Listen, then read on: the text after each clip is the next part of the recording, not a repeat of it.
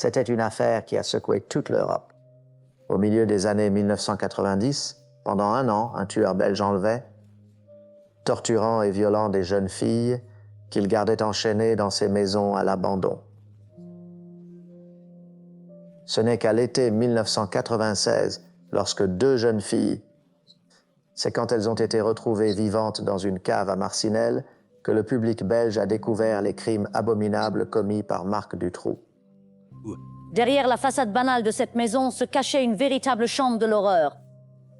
Au fond de cette cave, selon les accusations, Dutroux avait construit une cage pour y enfermer ses victimes. Elles ont été enfermées comme des animaux, violées à répétition et soumises à une torture psychologique. Mais le parcours de ce tueur commence il y a plus de 60 ans. Né à Ixelles le 6 novembre 1956, Marc Dutroux était l'aîné de 5 enfants. Ses parents étaient enseignants et, un temps, ils sont partis au Congo belge pour y enseigner. Mais quand la crise a éclaté dans ce pays, ils ont rapatrié Dutroux en Belgique en 1960.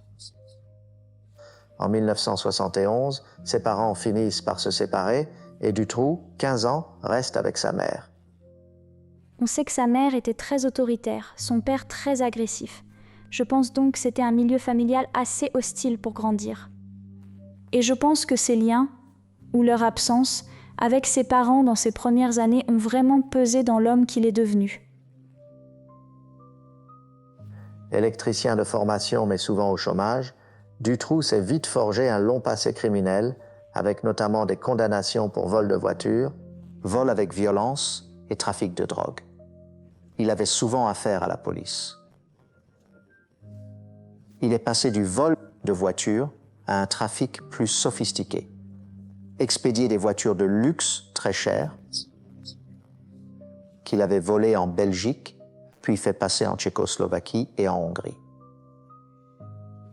Les profits de ces crimes ont permis à Dutroux d'acquérir 7 propriétés dans et autour de Charleroi, à environ 70 km au sud de Bruxelles. En 1983, Dutroux, âgé de 26 ans, était marié et père de 2 enfants, mais il avait entamé une liaison avec une institutrice du nom de Michel Martin. La jeune femme de 23 ans deviendra plus tard la compagne de Dutroux, dans la vie comme dans le crime, avec qui il aura encore 3 enfants. Les crimes de Dutroux se sont aggravés, passant du vol aux agressions sexuelles. En 1989, il est reconnu coupable d'avoir enlevé et violé 5 jeunes filles, dont une de 11 ans seulement. Marc Dutroux était un prédateur qui choisissait ses victimes avec soin. Il voulait choisir des personnes faciles à prendre pour cible, faciles à kidnapper mais aussi faciles à manipuler une fois sous son emprise. Il s'en prenait donc aux victimes les plus vulnérables qu'il pouvait trouver, correspondant à ses désirs. Sa femme, Michel Martin, a été reconnue complice des enlèvements et a purgé 2 ans sur une peine de 5 ans. Les psychiatres estiment que Martin et Dutroux, un couple marié, est un exemple classique de folie à 2, où l'un a poussé l'autre à agir, et par conséquent, à eux 2, ils étaient encore plus dangereux que seuls. Je pense que quand on regarde la relation entre Dutroux et Michel Martin, qui a été impliqué dans beaucoup de ces crimes, c'est assez intéressant. Il se peut très bien que certaines personnes la voient comme une victime de plus, quelqu'un d'autre sous son emprise, manipulé et forcé par lui. Quand on observe Dutroux et son comportement, il est parfois incroyablement charmant et peut se montrer très convaincant. Donc, ça ne me surprendrait pas s'il était parti dans l'idée de recruter quelqu'un pour l'aider dans ses crimes, et c'est une femme qui est tombée sous son charme et l'a accompagné dans ses crimes. Dutroux a été libéré sous condition en 1992, après avoir purgé 3 ans d'une peine de 13 ans pour bonne conduite. C'est sidérant. On peut être condamné pour le viol et l'enlèvement de 5 filles, dont la plus jeune a 11 ans, et vous sortez de prison après avoir purgé seulement 3 ans sur 13 ans et demi. Georges Wercano, journaliste d'investigation belge, a passé plus de 10 ans à couvrir l'affaire Dutroux. Dutroux est un manipulateur hors pair. Il a fait pleurer tout le monde. Il a fait croire à tout le monde que sa famille l'avait abandonné. Détenu exemplaire, il a été libéré très rapidement. Les prisons sont surpeuplées et aux yeux des autorités, ce n'était qu'un petit délinquant. À l'été 1995, Dutroux avait retrouvé la liberté et vivait avec sa femme, Michèle Martin, dans l'une de ses maisons à Charleroi, dans la banlieue de Marcinelle. Le 24 juin, 2 fillettes de 8 ans, Julie Lejeune et Mélissa Russo, ont disparu à Grasse-à-Lanche, à seulement 55 miles à l'est de Charleroi. Faute de demande de rançon, rien n'indiquait s'ils avaient été enlevés, sans doute par un prédateur. Un pédophile qui, le plus souvent, a tué ses victimes pour les faire taire. Mais qui aurait pu imaginer qu'un homme kidnapperait les fillettes pour les garder vivantes, enfermées dans une cave? Personne. Dutroux, avec l'aide de sa femme, Michèle Martin, avait enlevé les 2 enfants et les retenait prisonniers dans un cachot aménagé. Dutroux avait construit sous sa maison, à Marcinelle, une cellule de 2,10 mètres de long, 90 cm de large et environ 1,50 m de haut. Cachée derrière une porte très solide, renforcée, puis recouverte de béton, et avait été caché dans sa cave. Il a enfermé ses 2 fillettes de 8 ans, Julie Lejeune et Mélissa Russo, dans la cellule, et les a retenues là pendant les 3 mois suivants. Alors que Julie et Mélissa Russo étaient toujours enfermées dans la cave de Dutroux, ses pulsions sexuelles déviantes s'aggravaient, et à peine 2 mois plus tard, il enlevait 2 autres filles. Cette fois, l'issue serait meurtrière. Durant l'été 1995, le pédophile condamné Marc Dutroux et sa femme, Michèle Martin, avaient enlevé 2 fillettes de 8 ans et les retenaient enfermées dans le sous-sol de leur maison de Marcinelle.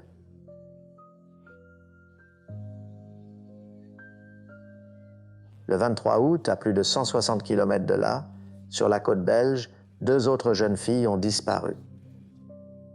Les meilleures amies, Anne Marshall, 17 ans, et Effia Lambrex, 19 ans, avaient disparu lors d'un voyage de camping. Quand les filles ne sont pas rentrées, leurs amis ont aussitôt prévenu le père d'Yvette, Jean Lambrex. Tout de suite, j'avais le sentiment que quelque chose n'allait pas, parce qu'elle ne cachait jamais rien. Elle disait toujours où elle allait et qui elle avait vu. Elle ne serait jamais partie sans prévenir quelqu'un. Ce n'était pas le genre d'Yves. La dernière fois qu'on a vu Anne et Yves, c'était à minuit, à la gare centrale d'Ostende, une ville côtière du nord de la Belgique. Dans un premier temps, la police locale n'avait pas pris les inquiétudes des parents au sérieux. N'ont pas dressé de procès verbal. Ils ont dit qu'elles avaient dû sortir, qu'elles rentreraient bientôt. Mais dans les premiers jours, rien n'a été fait. Puis leurs amis nous ont contactés. Nous sommes allés au commissariat de Hasselt. Ils ont effectivement réagi. C'est alors que la police de la côte a commencé à enquêter. La police a alors demandé si, vous savez, elle se droguait peut-être ou autre chose. J'ai répondu qu'Yves n'approuvait pas ça. Elle était contre. À se demander si on a loupé quelque chose. Ichel vejenik où elle avait fait. Isha avait si ekeke et fi allait. Mais bon, on se met à douter, à se demander si on a loupé quelque chose.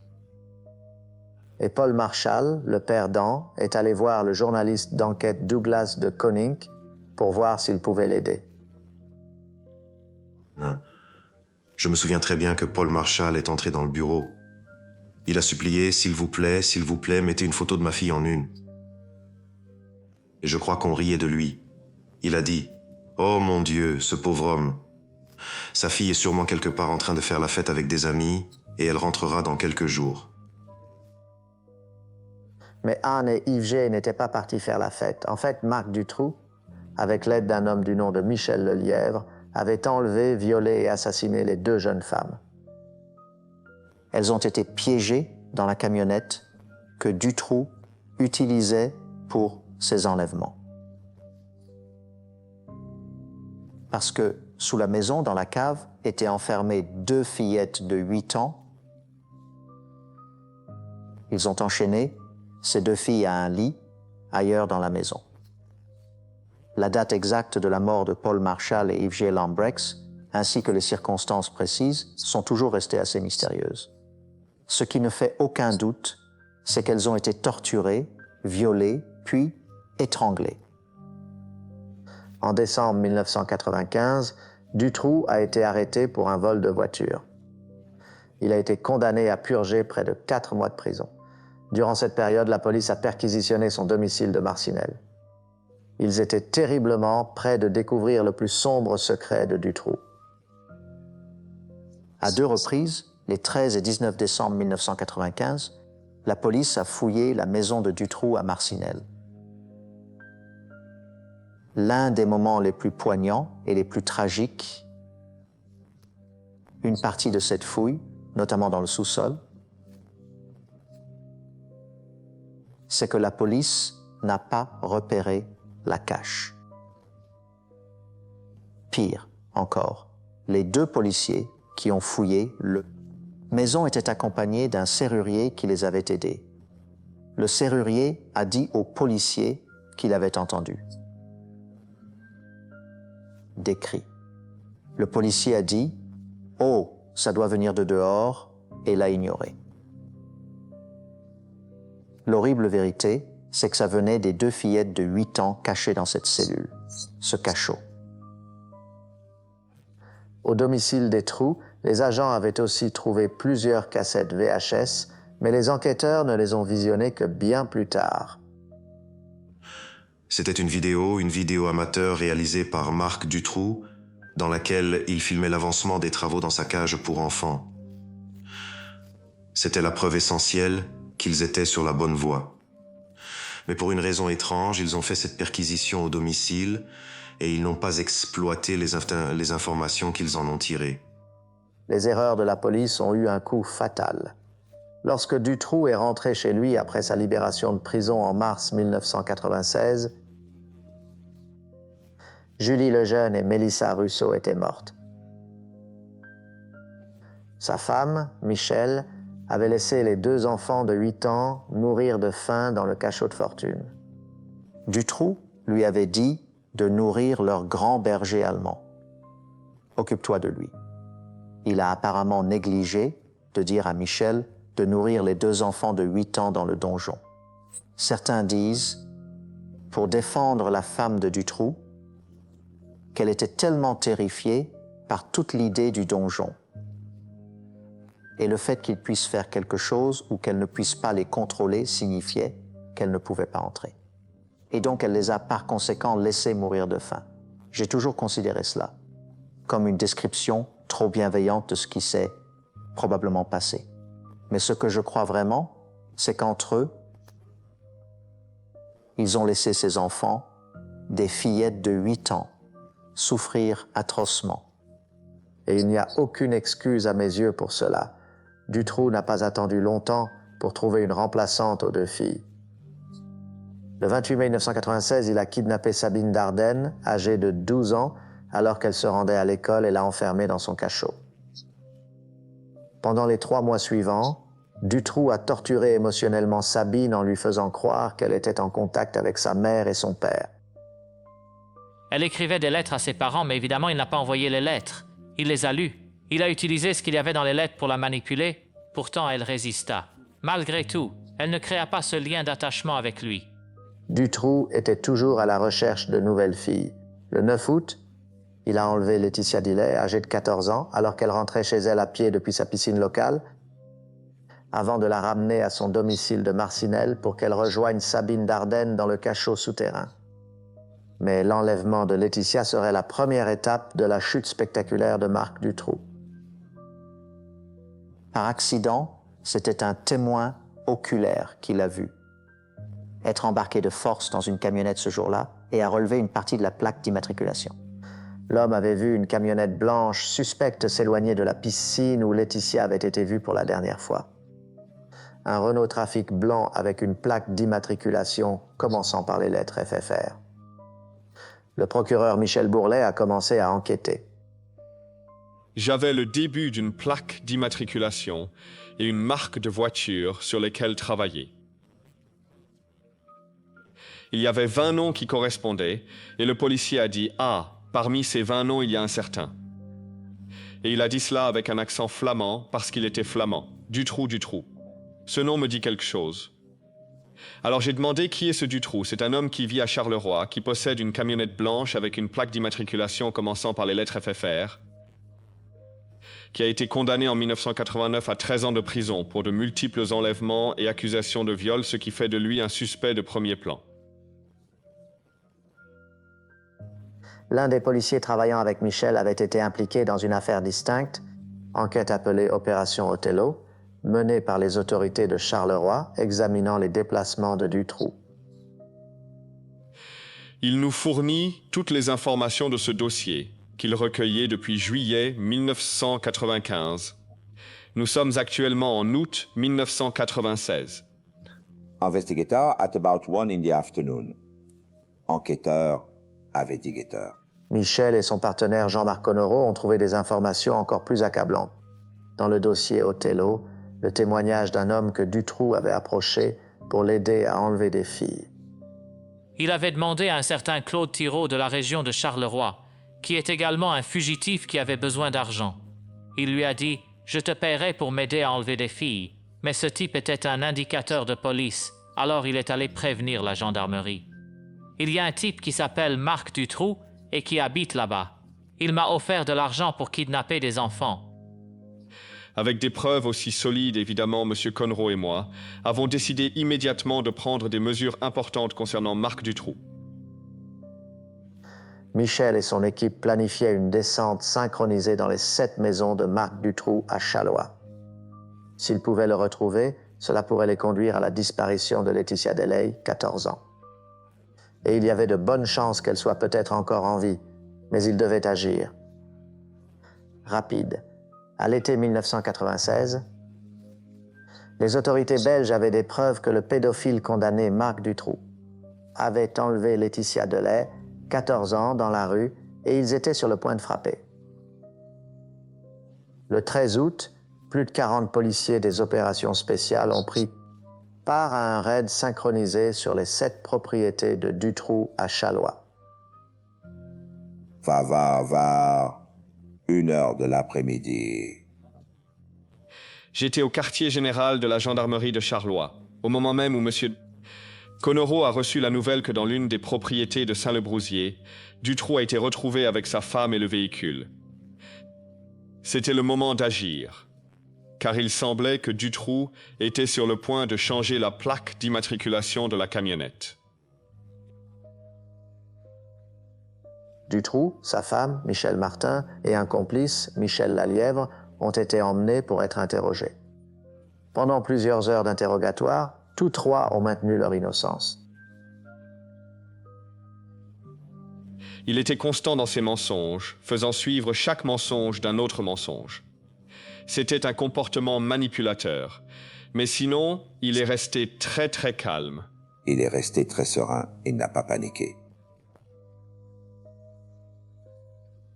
Les autorités belges n'ont eu d'autre choix que de finalement libérer Lelièvre, qui a nié avoir été avec Dutroux le jour où Laetitia a été kidnappée. Mais quelques instants après qu'il eut quitté le commissariat de police de Charleroi, un témoignage saisissant est arrivé.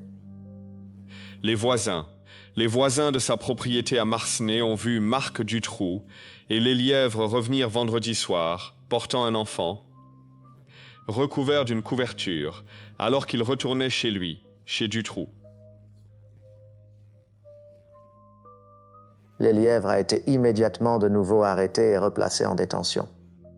Alors que l'alibi de son complice commençait à s'effondrer, l'interrogatoire de Dutroux prit un tournant radical. Le vrai, c'est que nous avions la preuve que Laetitia était dans la voiture. Alors il dit « Oui, j'étais dans Patrice », ce qu'il a nié au début. J'ai rencontré une jeune fille, j'ai parlé avec elle, puis elle m'a dit qu'elle en avait assez de ses parents. Des histoires parce qu'il y a des passages qui sont contre lui et il modifie les histoires sur le champ pour qu'elles correspondent à son récit. Puis en même temps, l'élève a dit qu'elle était avec le vrai. Et finalement, jeudi, il finit par nous dire « Maintenant que toutes ces parties de l'histoire se contredisent les unes les autres, je vous donnerai les 2 filles. » Dutroux désigna une affiche à l'intérieur de la salle d'interrogatoire représentant une autre fille disparue, Sabine Dardenne. Sabine, âgée de 12 ans, avait été enlevée par lui en mai. 2 jours après son arrestation, Dutroux a avoué et a conduit la police au sous-sol où Sabine et Laetitia ont été retrouvées vivantes. Le 15 août 1996, Dutroux a conduit les enquêteurs jusqu'à sa propriété à Marcinelle où, dissimulé derrière un faux, le mur du sous-sol était le cachot où il gardait enfermées Sabine Dardenne et Laetitia Del Hay. Il a fait tomber l'armoire et à l'intérieur de la cage derrière se trouvaient Sabine et Laetitia. Nous avons reçu cette, oui, à ce moment-là, incroyable nouvelle que 2 filles kidnappées avaient été retrouvées vivantes dans la cage d'un personne qui avait déjà été condamnée auparavant pour ce genre de crime. C'était quelque chose d'énorme. Tous les journalistes étaient sur les lieux à ce moment-là. Les informations, les magazines étaient là. C'est comme s'il y avait eu un attentat terroriste. Personne ne pouvait croire qu'une telle personne puisse exister en Belgique. It was a supposé. Je sais pas. Focus.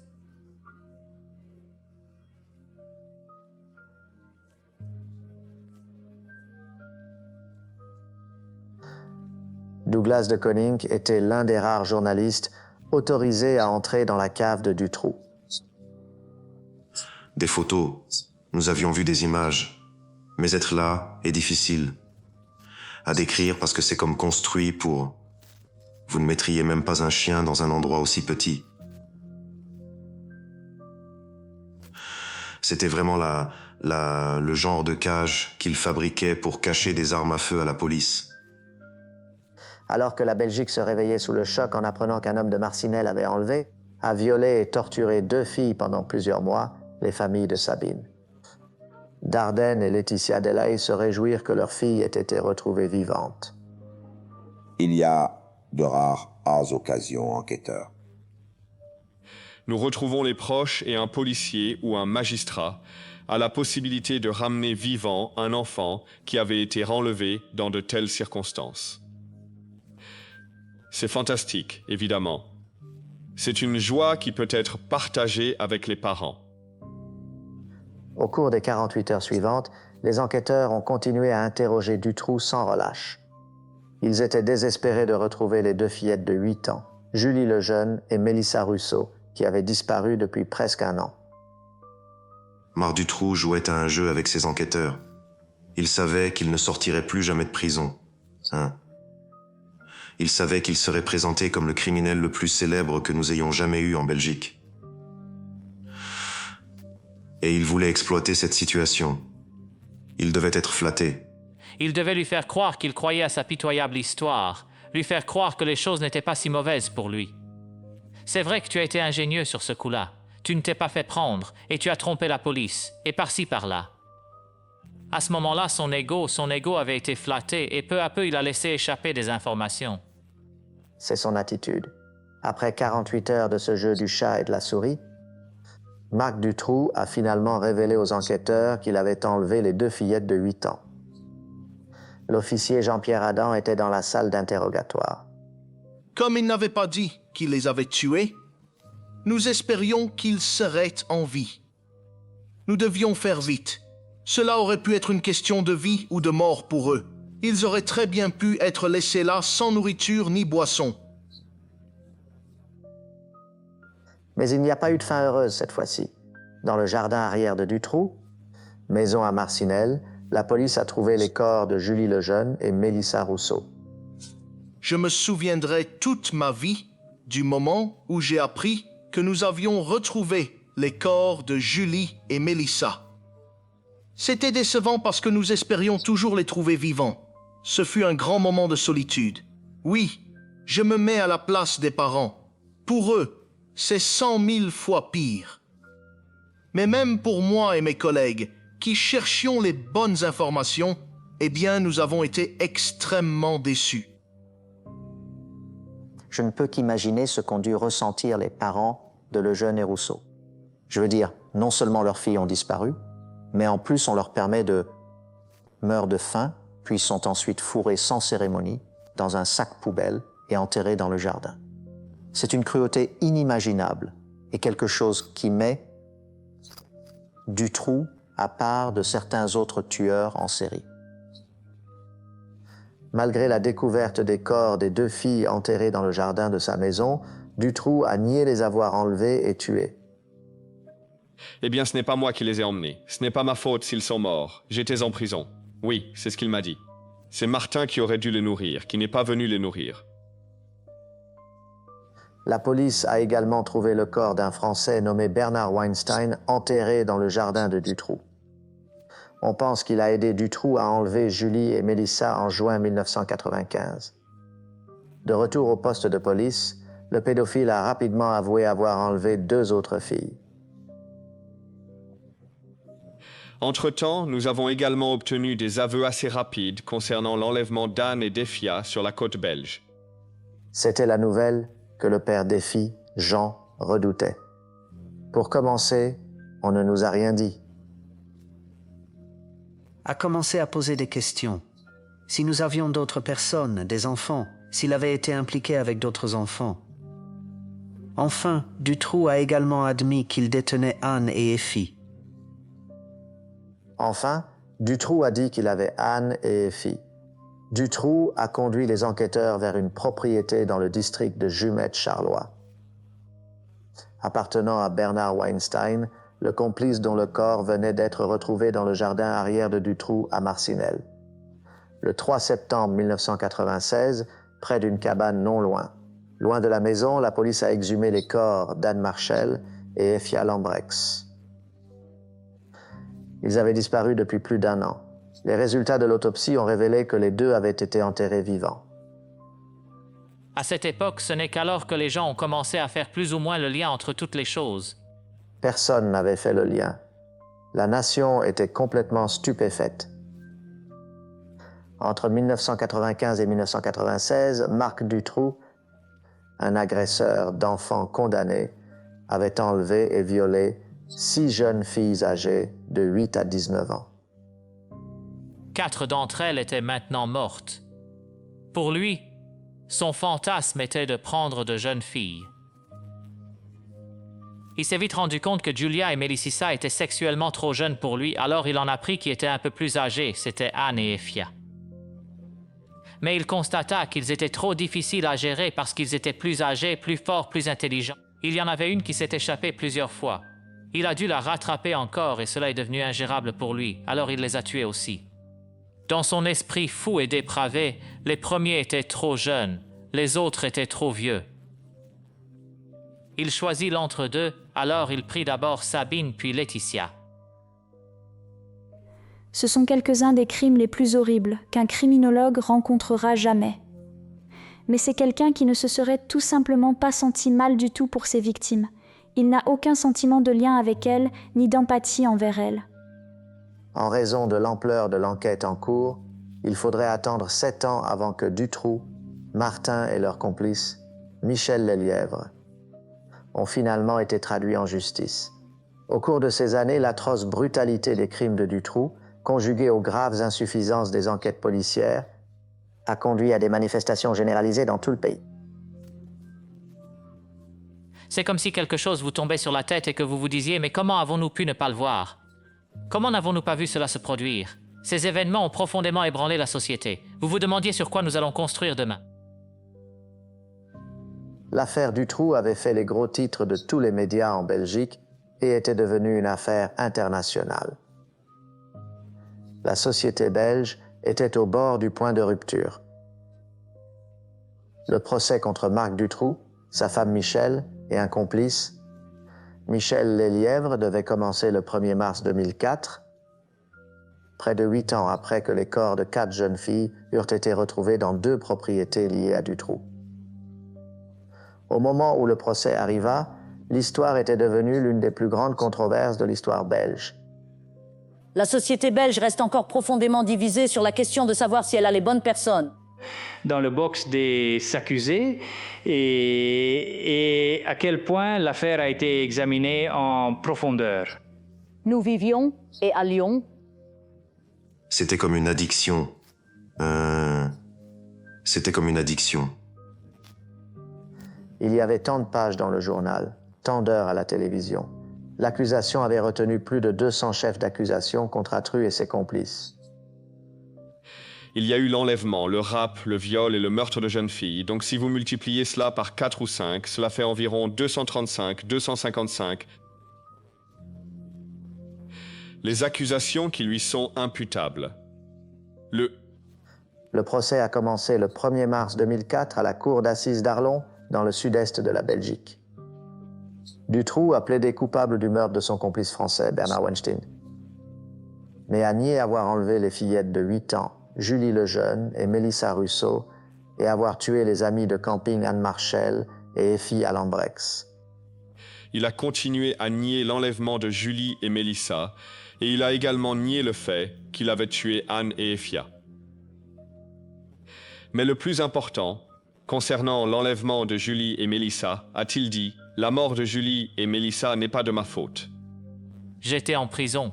Il a dit que l'un était déjà décédé et l'autre pratiquement mort. Il a essayé, a-t-il dit, c'est ce qu'il a dit de la sauver, il n'a pas pu le faire. Il n'a pas pu le faire, alors il les a enterrés. Alors que l'accusation commençait à présenter ses arguments, les détails les plus macabres de Dutroux. Les crimes ont été mis à nu sous les yeux du jury et des familles des jeunes filles. If, ils ont demandé au sujet des photos. Comment elles avaient été trouvées? Des photos avaient été prises. J'ai quitté le palais de justice. Je n'ai pas regardé ces photos. Ils étaient trop horribles.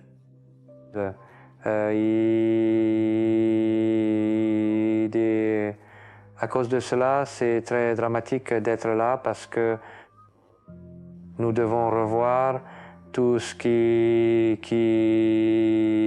n'était pas si facile à voir et à accepter. Le témoignage de Sabine Dardenne, enlevée à l'âge de 12 ans, aujourd'hui âgée de 21 ans, a décrit comment Dutroux l'avait violée à plusieurs reprises pendant les 80 jours où elle a été retenue prisonnière dans le cachot de Dutroux. C'était impensable. Je me dis qu'il y a beaucoup de gens qui ne peuvent plus parler. Peut entendre et cela m'a fait du bien de me concentrer sur IP. Peu c'est pas pensable. Puisqu'il y a aussi peu ces histoires disaient pas et védis. Pas et pépa. Tout le monde m'a cru. Pendant 14 semaines, le psychopathe égocentrique a utilisé la salle d'audience comme sa scène, communiquant avec son public captif depuis la cage en verre où il était contraint de s'asseoir pour sa propre protection. J'ai commencé à mieux le comprendre rien qu'en l'entendant parler en direct. Le Marseille en Sanne. L'un des moments que je n'oublierai jamais, c'est quand la clim ne marchait plus. Il faisait terriblement chaud. Dans cette salle d'audience, il y avait des gens qui disaient « Jusqu'au bout de cela, nous devrions arrêter aujourd'hui et attendre que le plombier soit arrivé. » Et puis soudain, Margertrude a tapé sur son verre et a dit « Je peux le réparer ». Et il a commencé toute une explication sur ce qui n'allait pas avec le système et comment le réparer. Et il devait simplement être libéré de la boîte et le faire. Marc Dutroux est un psychopathe typique à mon avis.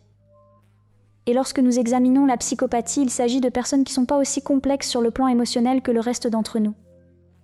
Ils n'ont pas cette même profondeur de sentiments, ils n'ont pas de conscience. Ils fonctionnent à peu près comme des robots. Ils sont donc capables de vivre en quelque sorte dans le présent et de simplement suivre leurs propres envies et désirs. Mais je pense qu'une chose importante à retenir à propos des psychopathes, c'est qu'ils ne sont pas malades mentaux. Ils sont rationnels, ils sont conscients de ce qu'ils font. Leurs actions sont le résultat d'un choix.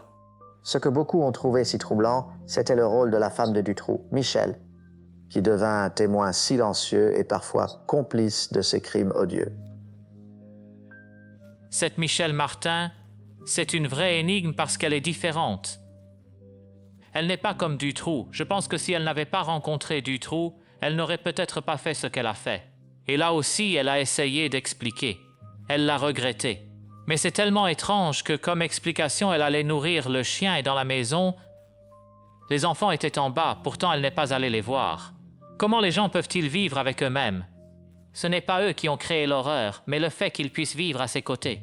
Ce n'est pas eux qui ont créé l'horreur, mais ils peuvent vivre avec. Les avocats de la défense de Dutroux ont soutenu qu'il faisait partie d'un réseau pédophile à l'échelle européenne. C'était très étrange parce que Mario Dutroux avait changé d'avocat à plusieurs occasions et maintenant il s'est présenté avec 4 avocats, chacun avec une ligne de défense différente. Qui disait que c'est un psychopathe, n'écoutez pas toutes ces histoires de réseaux, d'organisations criminelles derrière lui. Non, c'est lui tout seul.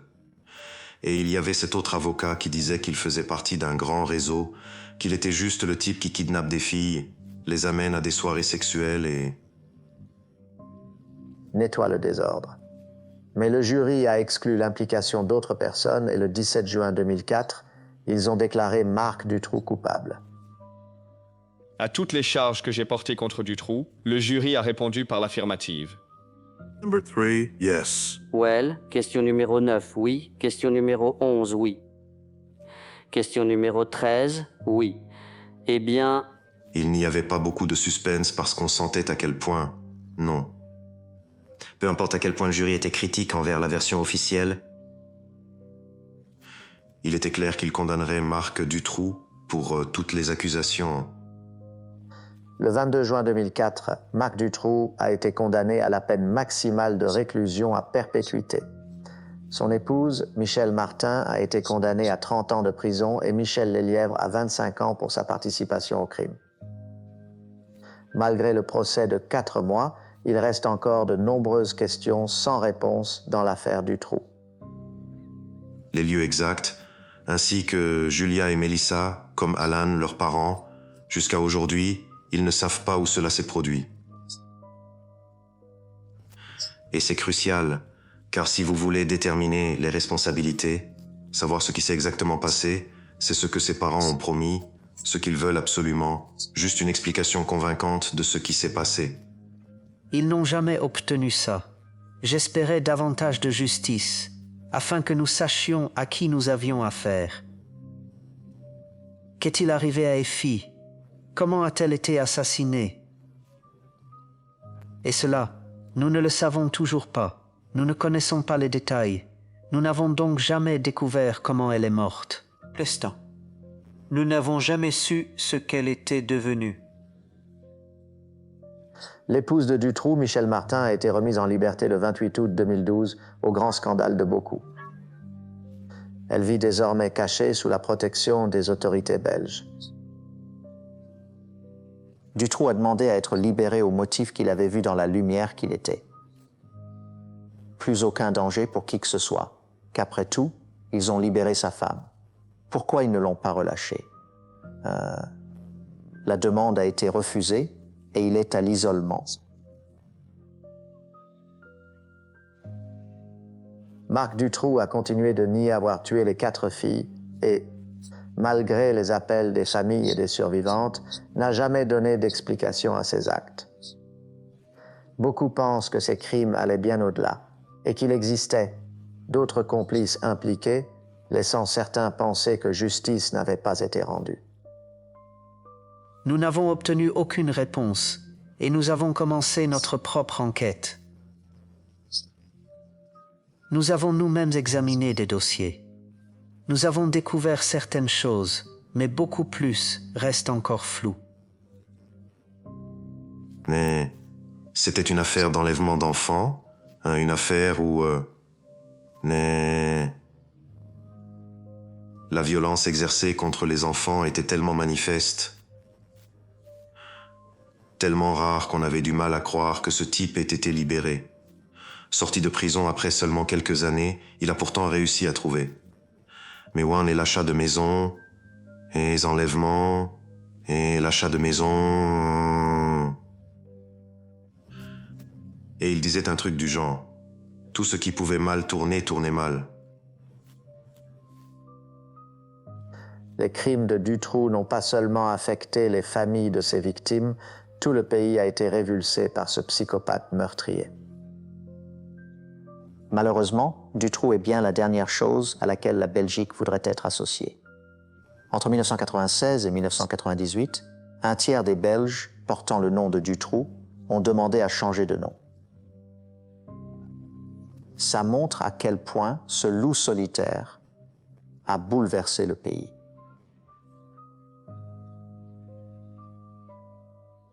Certains actes de Dutroux étaient d'une perversité extrême et il ne semblait éprouver aucun remords. Il n'avait aucune empathie pour ses victimes. Il traitait ses victimes comme des marchandises, des objets à utiliser puis à jeter quand il s'en lassait. C'est un pervers, mais ça ne se voit pas. Dans la rue, il passerait inaperçu. Il ne sort pas du lot, mais quand on analyse sa personnalité, c'est un homme dépravé, point. Un homme intelligent, qui sait ce qu'il veut, mais profondément pervers. C'est un psychopathe, quelqu'un qui n'a aucune empathie. Il pense pouvoir mettre en scène ses fantasmes. Il croit qu'il va kidnapper, emmener 2 filles, qu'elles s'attacheront à lui, qu'elles l'aimeront. Il vieillira avec elles. Il faut être sérieusement dérangé pour penser ça. Les crimes odieux de Marc Dutroux ont plongé de nombreuses familles dans le deuil et sidéré tout un pays. En manipulant son entourage, il a pu satisfaire ses pulsions sexuelles dépravées. Nous ne saurons peut-être jamais jusqu'où s'étendait le réseau criminel de Dutroux, ou combien d'enfants ont pu souffrir dans sa cellule aménagée. Mais nous, peut être sûrs que Marc Dutroux ne sera plus jamais libre de nuire à qui que ce soit.